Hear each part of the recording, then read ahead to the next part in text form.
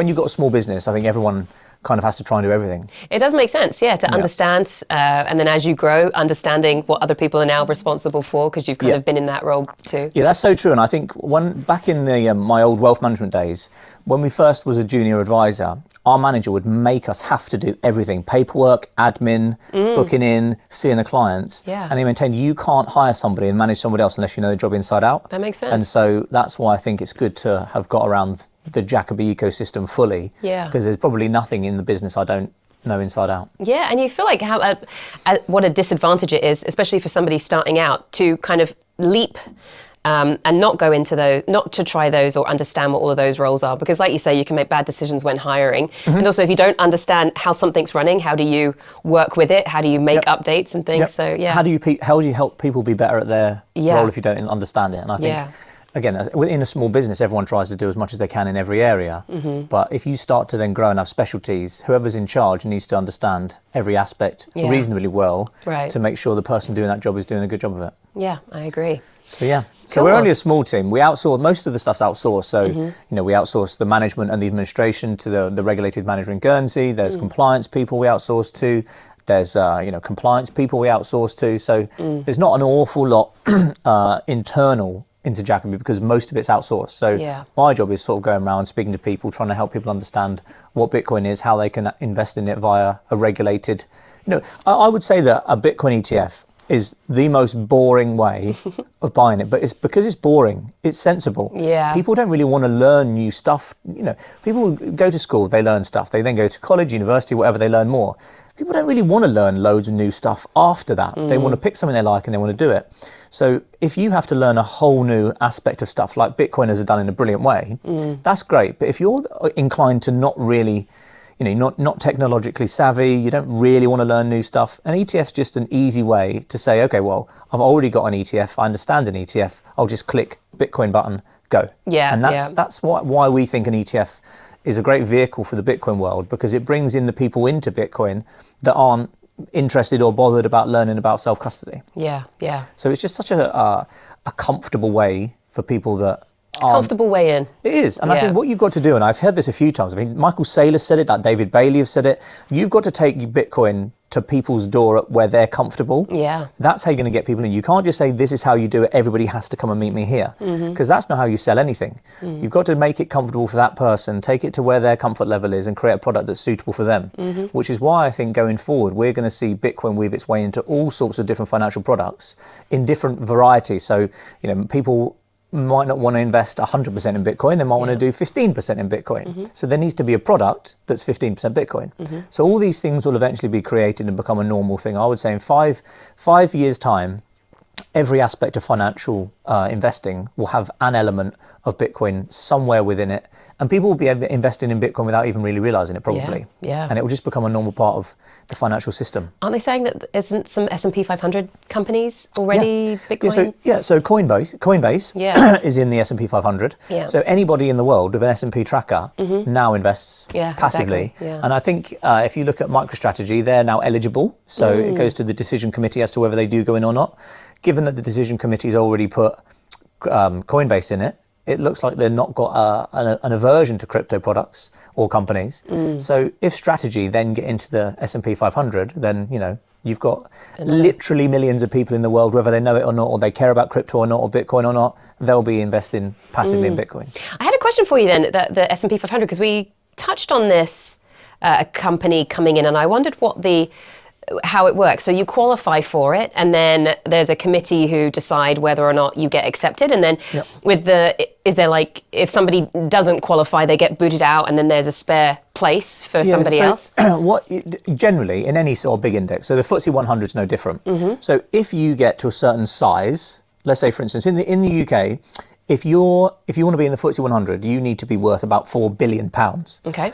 So first of all, you'd have to be worth that much. Similarly, in America, if you want to be in the S&P 500, you need to be there or thereabouts in the top sized 500 companies in America. Yeah. They then have a committee, which is an inclusion committee. So there's some things that they might not want in there, some things they might want in there. And then at that point, as long as you qualify, it will then go to the board to say, yes, we do or don't want this in there.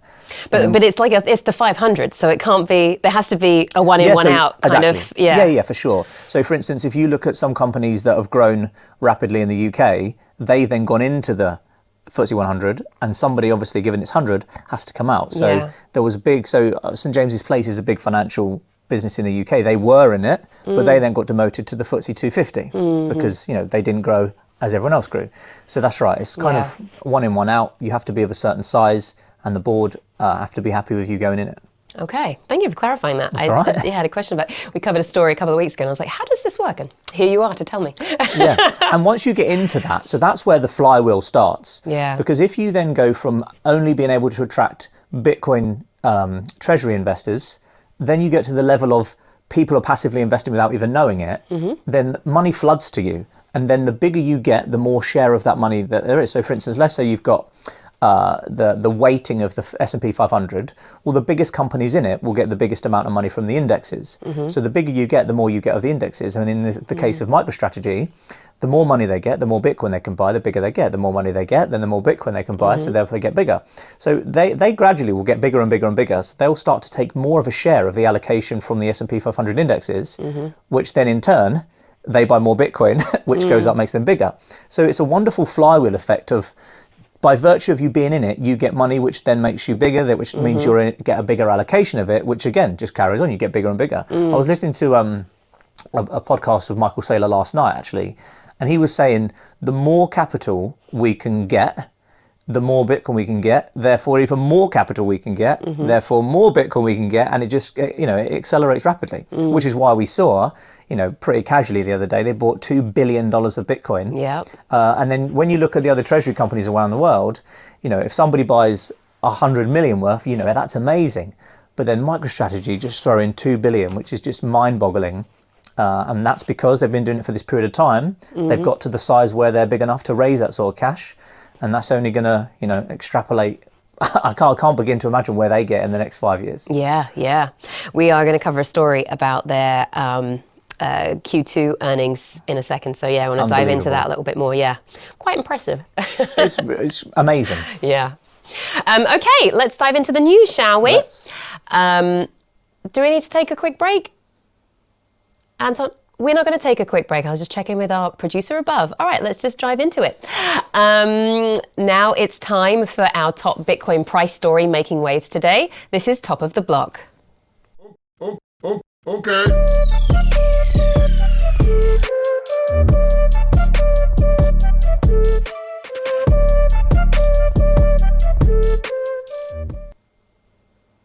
Bitcoin dropped sharply today, falling to just over 114,000, its lowest level in 3 weeks. The decline followed a new executive order from President Donald Trump, who announced sweeping new trade tariffs on several countries.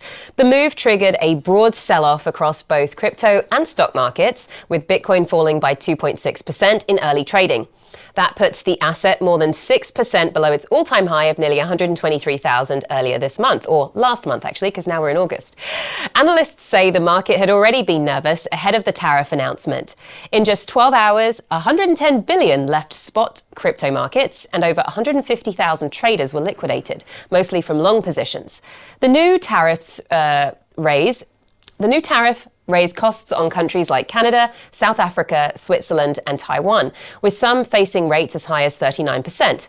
While formal deals were reached with major partners like the UK, Japan, and the EU, uncertainty remains, especially around China. Despite the drop, some investors see this as a temporary correction, not a long-term reversal. They point to continued strength in Bitcoin's overall trend. In fact, July closed with Bitcoin's highest monthly price ever, even if the gains slowed toward the end. For now, all eyes are on any developments with China, which analysts say could help ease market volatility and restore investor confidence. Peter, I feel silly saying it dropped sharply because really it didn't. And I want to get your thoughts on this before we went live. You were talking about having perspective with these price shifts. You want to tell us that? in all situations, markets go up, they go down, they go up, they go down. But what you really need to do is have a view on it as a long-term play, because in my opinion, Bitcoin is the most perfect long-term investment that we've ever seen, to be honest. So if you scroll back, and as I was saying off camera, just before the US election, I went to bed and I didn't quite watch the results coming in because it goes on so long. But I then woke up in the middle of the night having had a nightmare that Bitcoin had crashed, Harris had won, she'd said she hates Bitcoin, and I woke up and I was so convinced, I thought our company's over, I'm gonna have to find another business to run. And then I thought, hold on, how do I actually know this? And so I checked my phone and Trump had just won a swing state and Bitcoin was at 75,000. And I remember thinking, wow, that's amazing. Bitcoin's at 75,000. Now, this isn't even a year ago. So if we look at where we've come from, Trump winning in back end of last year, Bitcoin was at 75,000. It then got up to 100 and something. Then it wobbled around like we spoke about before, dipped down, but now it popped back up. So 114 now is absolutely fine because it'll bounce around. I think when last time I was on, we was having a chat around Bitcoin will bounce around for a little period until the sellers are exhausted, then it will pop up again. So I would imagine this pattern will carry on bouncing up and down from, I don't know, 114, 115 to 120, and it will bobble along for a little while depending on what the news is at that period of time. And then at some point it will break free and we'll hit the next boundary of sellers, maybe 130, let's say. But I mean, this is just completely normal in any asset class. It will always, especially a volatile one, it will bobble around, it will go up sharply, it will go down sharply. But if you then zoom out on a day-to-day basis, it might be volatile, but on a year-by-year basis, it's fairly predictable. And if you look at one of the things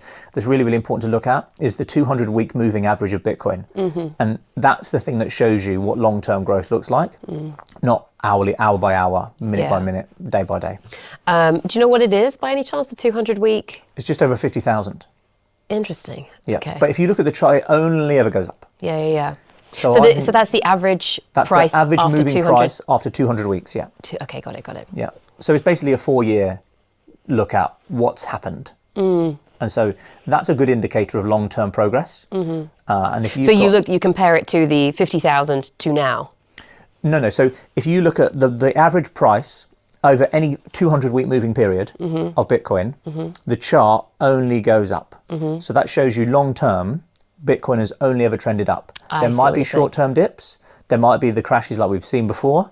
But over a long period of time... I see. So in any one given day, you find that average and you put that on a chart and then you move to the next day. And so you're tracking that as opposed to what the actual daily price is. So if you take a step back and you look at, right, what's Bitcoin done in its history, that's obviously a wild chart. It flies up, it flies down, it flies up. But the average of that is the smooth return of what it's been as an average over that period of time. Because any market condition or any Trump tweet or any, it used to be an Elon Musk tweet that would move the market. Those things always happen. Bad stuff always happens, good stuff always happens. And that creates the volatility, which is what Bitcoin's famous for. But if you take a step back and you look at it as a long-term investment, you say, well, okay, I'm not going to worry about the hour by hour, the day by day movements. I'm worried about what is this going to do over a long-term trend. And the 200 week, it's like a 4-year look at how's progress gone.